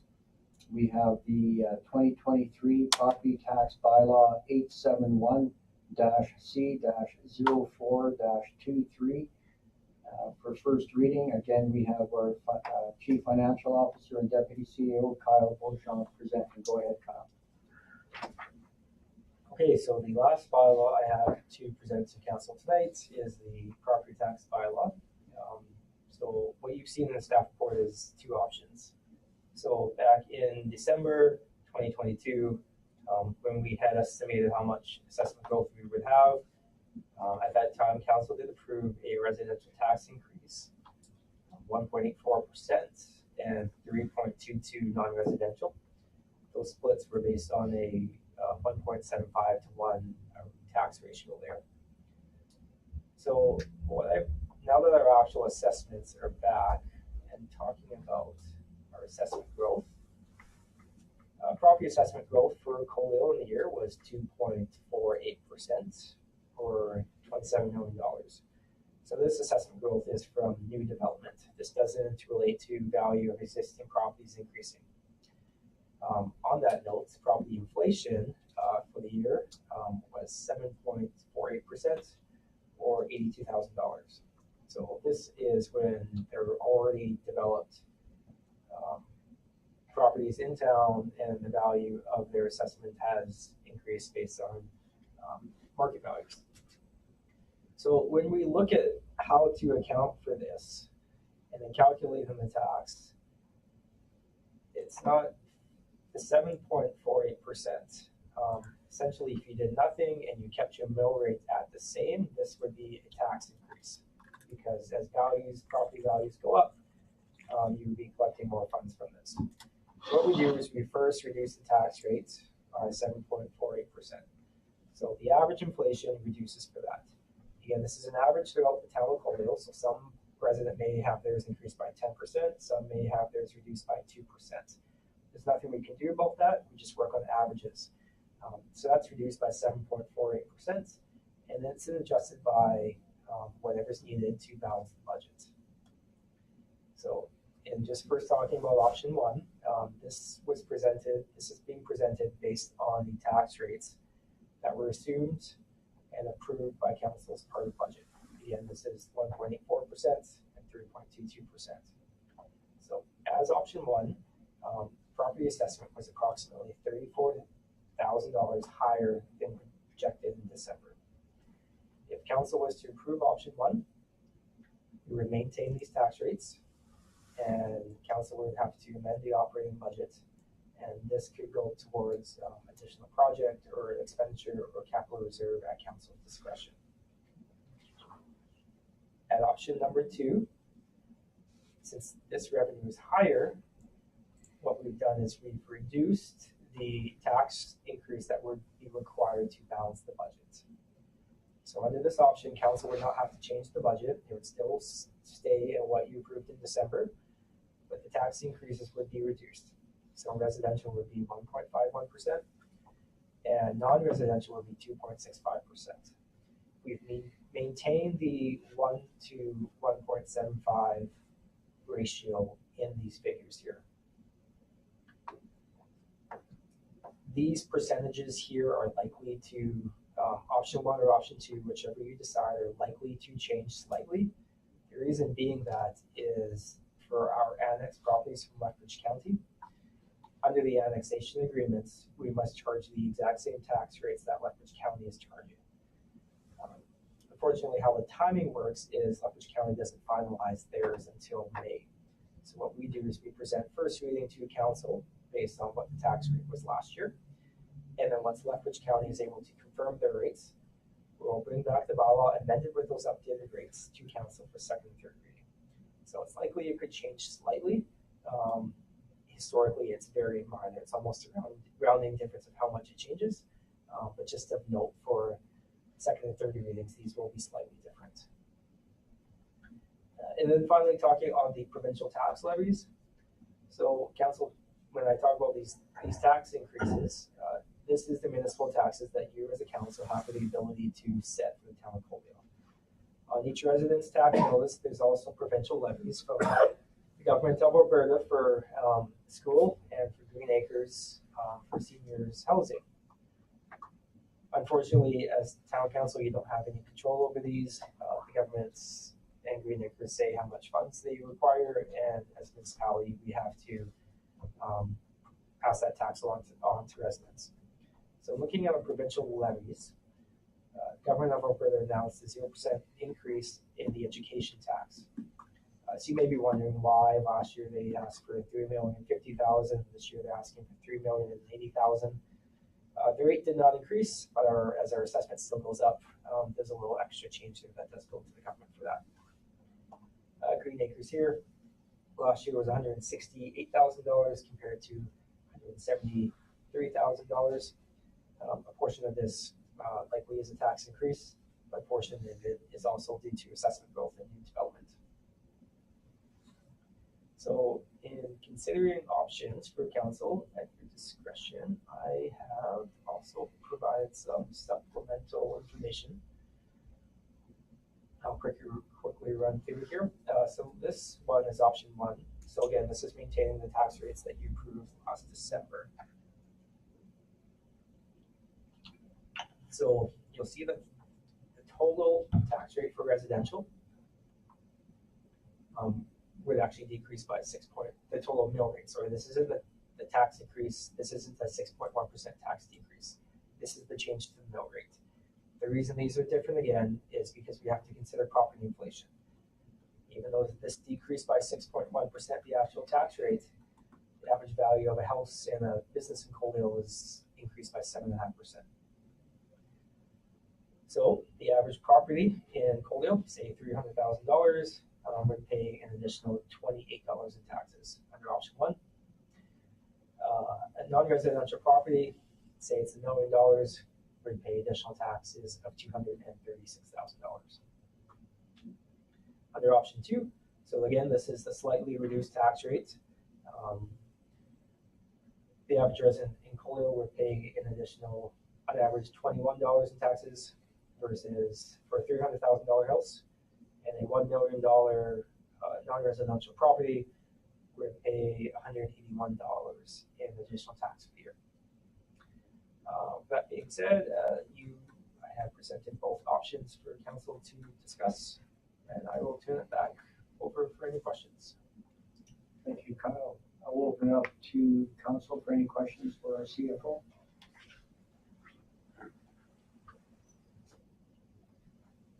Councilor Chapman. Thank you, Mayor, and through to Kyle. Just several questions as a follow-up to your presentation. Number 1 is, do we have to approve a first reading tonight if we still have to wait for the county to give their assessment?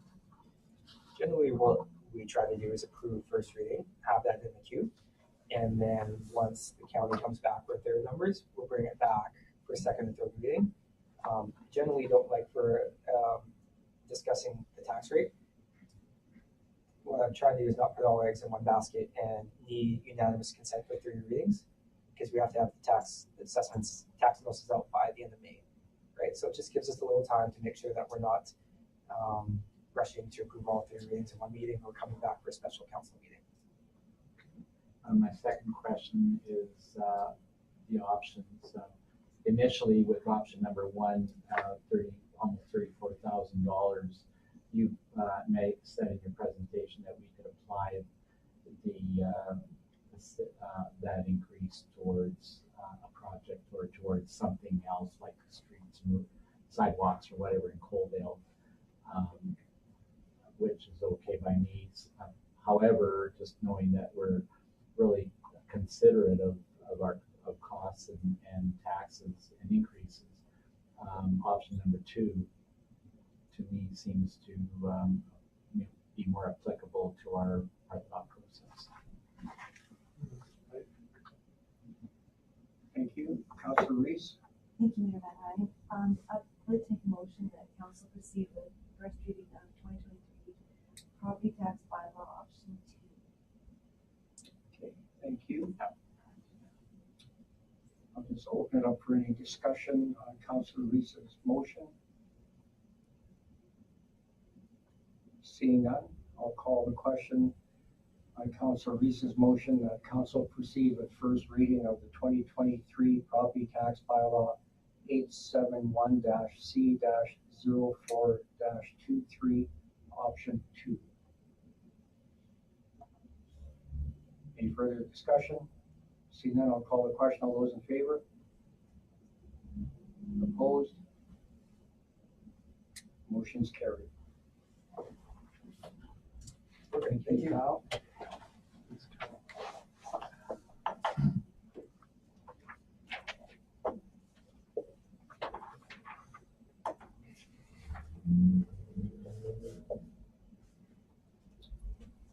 Moving down to agenda item 7.4 under bylaws and policies, the council procedural bylaw amendment 869-GE-04-23.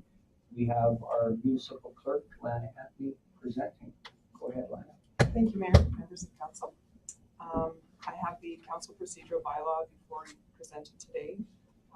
It does come back on occasion based on a prompt either from municipal affairs that we do require an update, or also an opportunity to make some minor amendments that might make the flow of our meeting go a little bit better.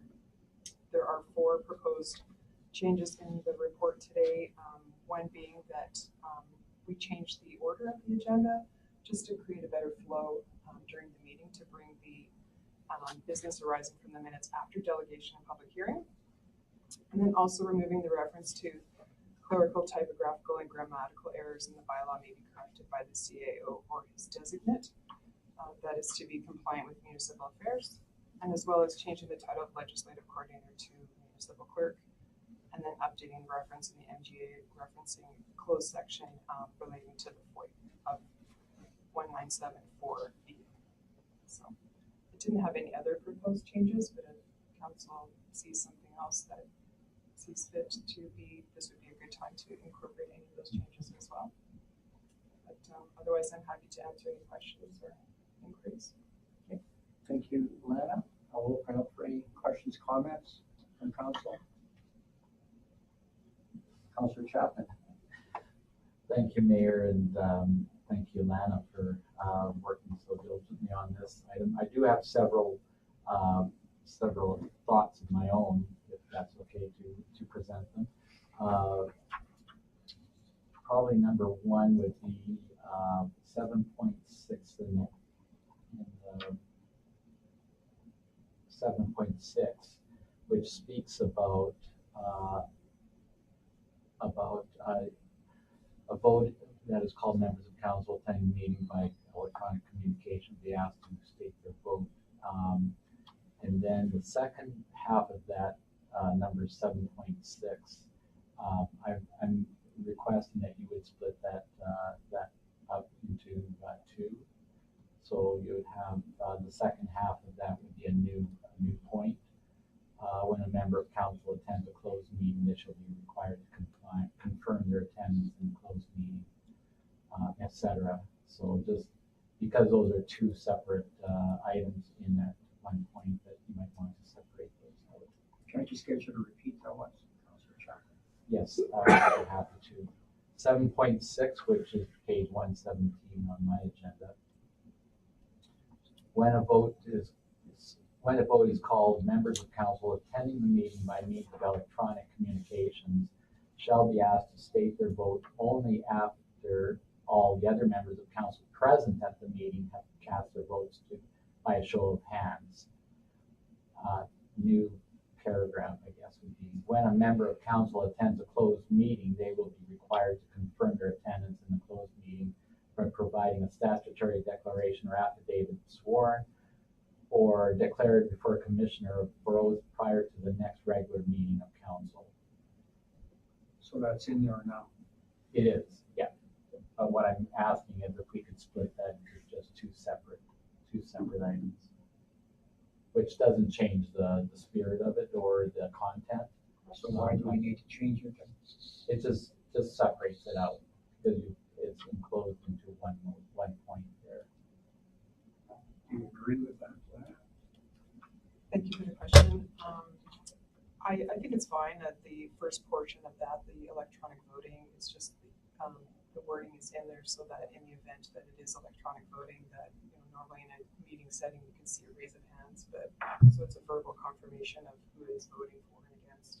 And then the second portion is probably included in that originally just because it is referring to like an electronic meeting setting. So, but it's fine if you want to move that as a separate item relating to that. I think it kind of gives more clarity to it.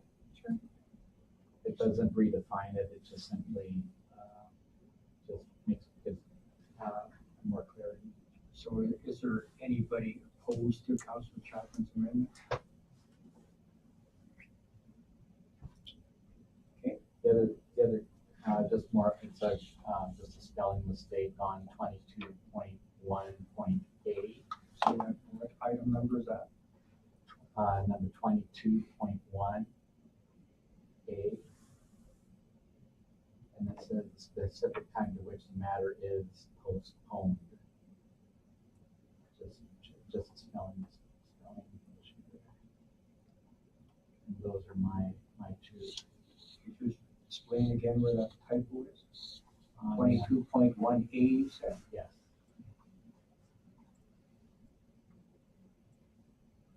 Page 127 in the agenda. Yeah, right there. Yeah. Okay. Thank you. Those are my main ones. Thank you. Any further questions, comments for our municipal clerk? So seeing there is none, then I could ask for someone to sponsor that council provide first reading to the council procedural bylaw amendment 869-GE-04-23. Councilor Pickering, any further discussion? Go ahead. Question, Mayor. When it's as amended. Yeah, just one further one, sorry, that I just noted now. We're talking about reading the first time this 11th day of April 2023. Is that's in here? Where are we looking for that? That would be on page 139 of the agenda there. On the side, the signature page? Yeah. And what is the concern, sorry? Well, it should be changed, the date on that. It's been changed a couple of times.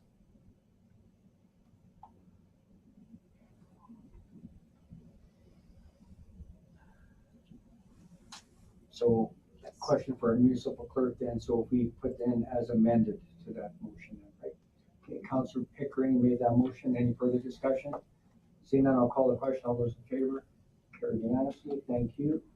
Now I'm looking for someone to sponsor that council provide second reading to council procedural bylaw amendment 869-GE-04-23 as amended.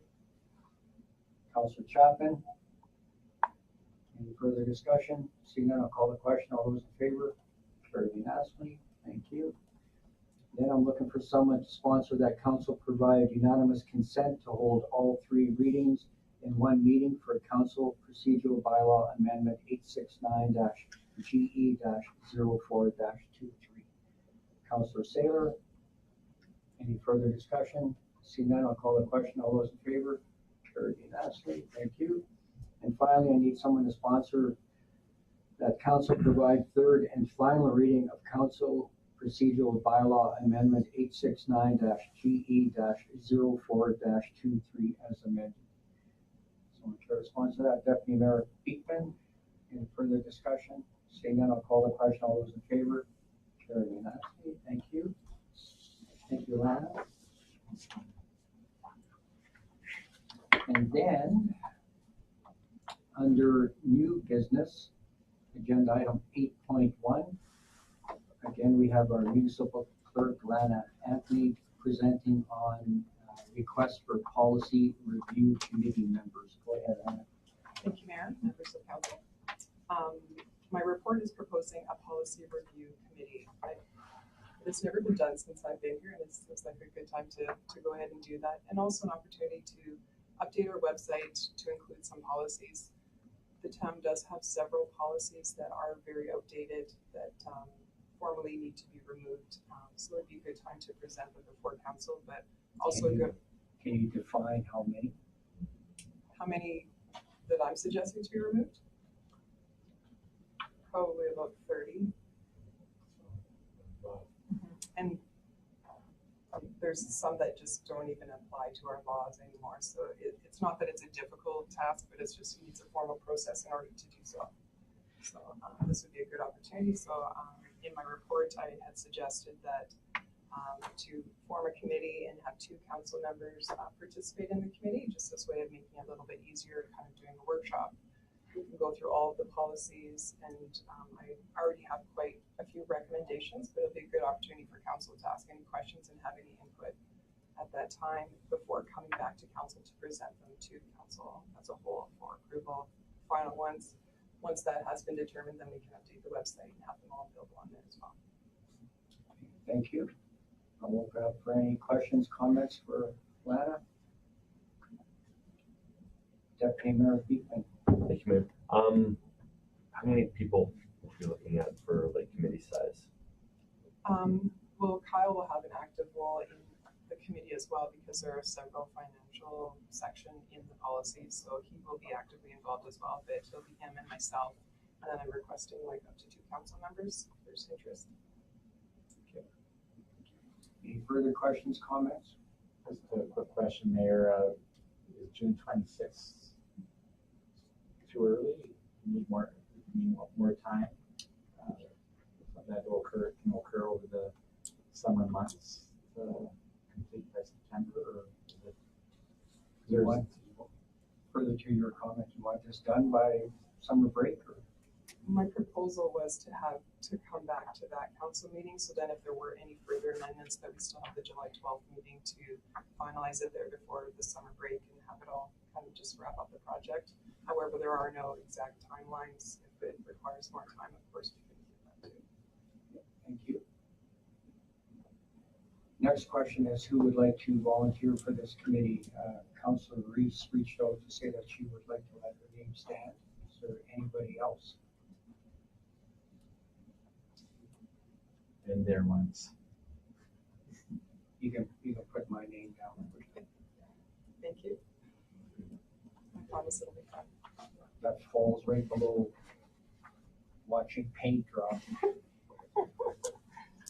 Okay, any other questions for our municipal clerk? Okay, seeing none, could I get someone to sponsor the motion that council approve the formation of a policy review committee and assign up to 2 council members to participate on the committee, and those 2 members of council will be myself and Councillor Reese. Anybody care to sponsor that? I'll make that motion. Councillor Saylor. Oh, Any further discussion? Seeing none, I'll call the question. All those in favor? Carried unanimously. Thank you. Thank you.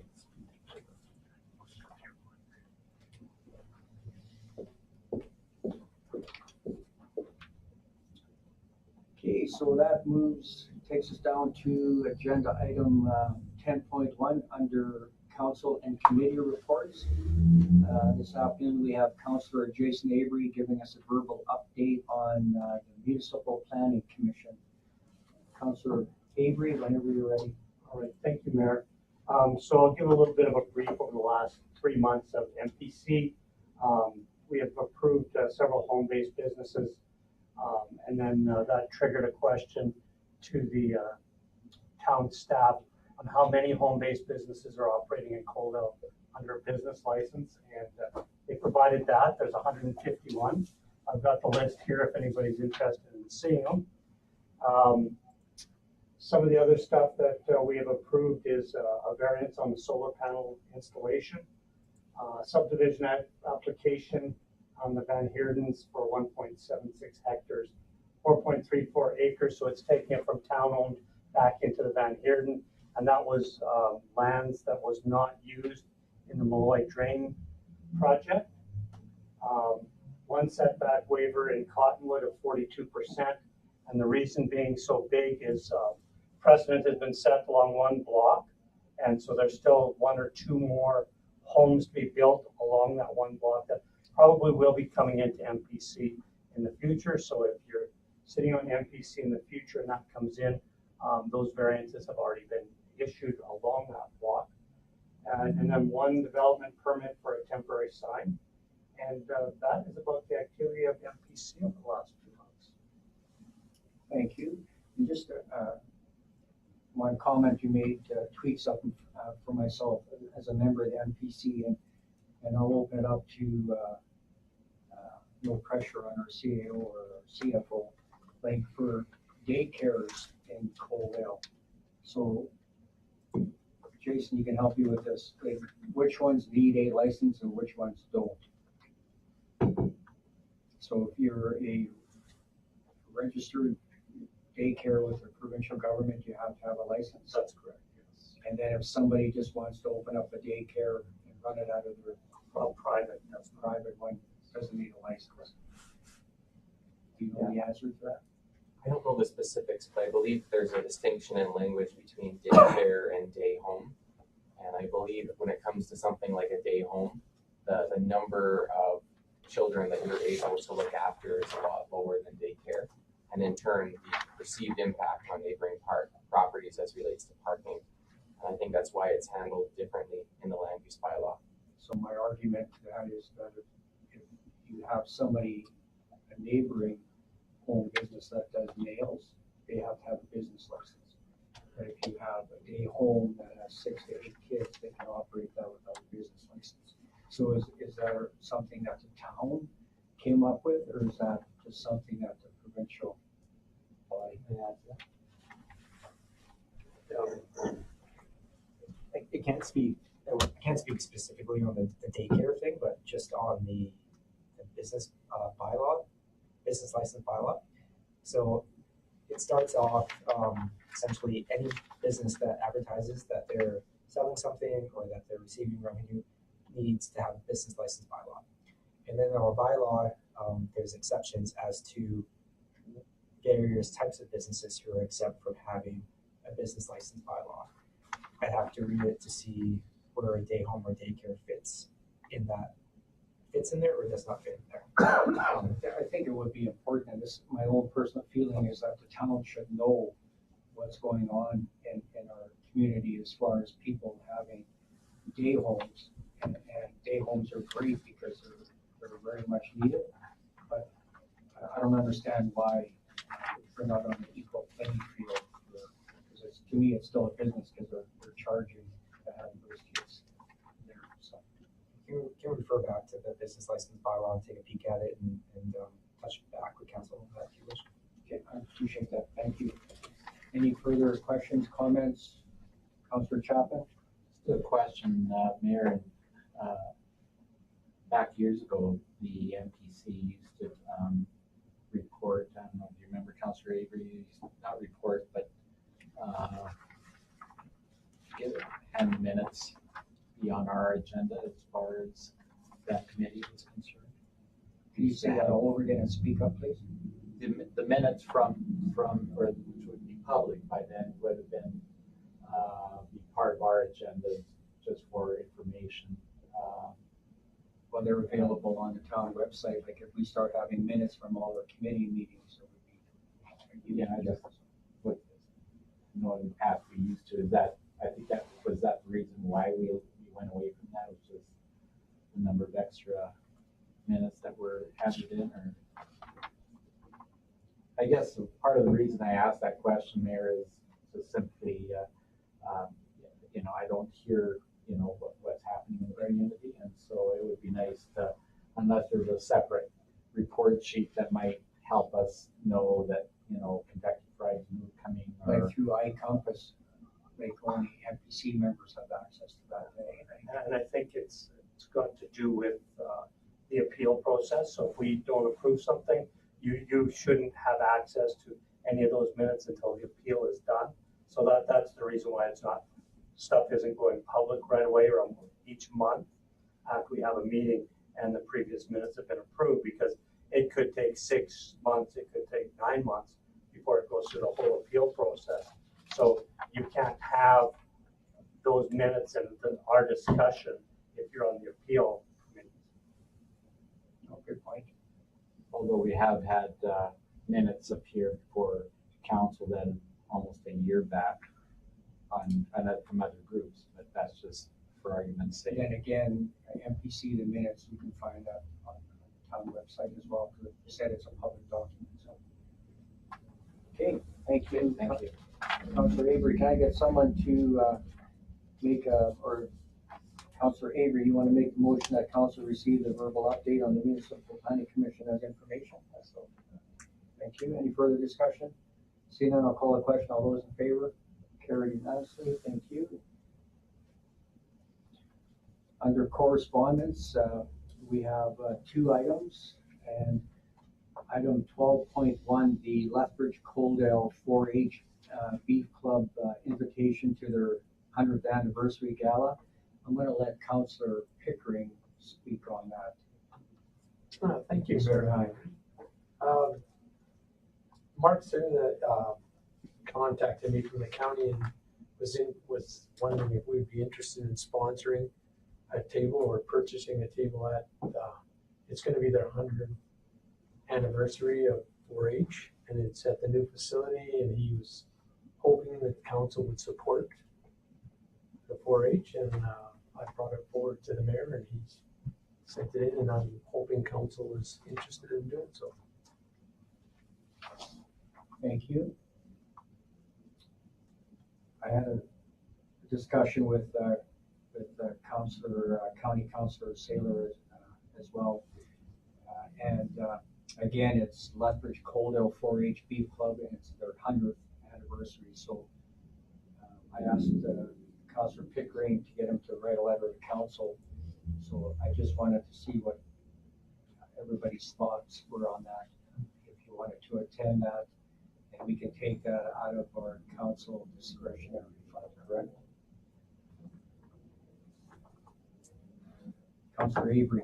Thank you, Mayor. I 100% support this. I know my children, even though being raised in Coaldale, were part of the 4-H club, the Lethbridge Coaldale 4-H club 25 years ago. So it does involve a lot of our youth as well. So I would make a motion that we support the event by buying a table for $8 at $550. Thank you. Any further discussion on Councillor Avery's motion? Seeing none, I'll call the question. All those in favor? Carried unanimously. Thank you. And agenda item under 12.2 under information items, I'm just going to call our CFO back up to the table here, and he can explain further as to what the town of Coaldale just achieved. Okay, so going back to when Nadine was here, we talked about the financial statements, and as exciting as that was, there's even, believe it or not, one document that's more exciting than that. Our annual report essentially takes our financial statements, and we have a lot of commentary in there to describe what happened in town throughout the past year, and what the what projects are coming down the pipe, and what residents can expect for the next year.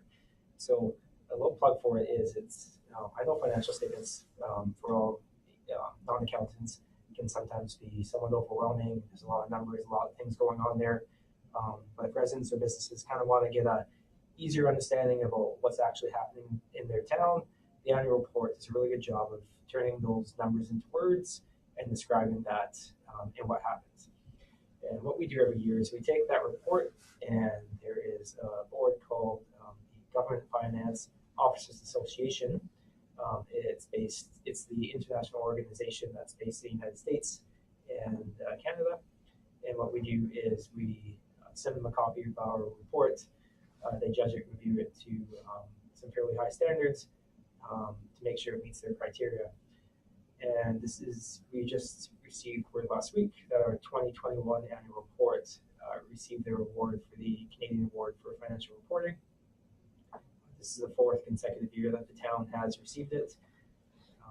We will be applying for it for the 2022 report. So anybody interested in it, all these reports for last year and years prior are all listed on our website. So again, it's a really good Coles Notes version to describe the numbers into words for the residents to get an understanding of what's going on. So we'll plug for that as well. Thank you. I went through that report this afternoon again, and I echo everything that you say. Like we appreciate the fact that you simplify it so that the layperson can understand what's going on when it comes to financial statements. So again, congratulations to yourself and your team for winning this award. And you're going to be doing something similar again that'll be available on the website like you did last year then again. Yeah, so the annual report for 2022, our deadline to submit is June 30th, so council should expect to see that to them for approval before June 30th. Okay, thank you. Any questions, comments for Kyle? Okay, seeing none, can I get someone that council accept the 2021 annual report, Canadian Award for Financial Reporting Report for Information? Councilor Reese, thank you. Any further discussion? Seeing none, I'll call the question. All those in favor? Carried unanimously. Thank you. So that concludes the open portion of the meeting.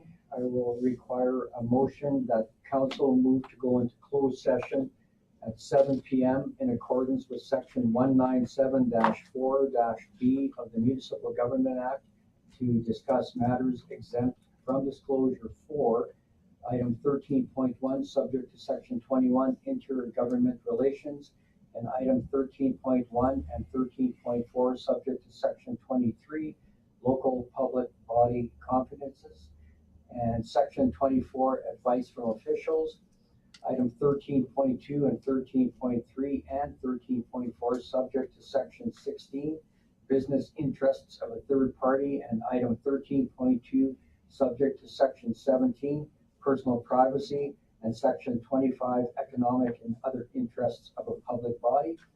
Item 13.4, subject to section 27, privileged information. Can I get someone to sponsor that motion, please?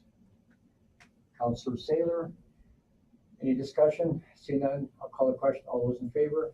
Carried unanimously. Thank you. And we will take a 10-minute break.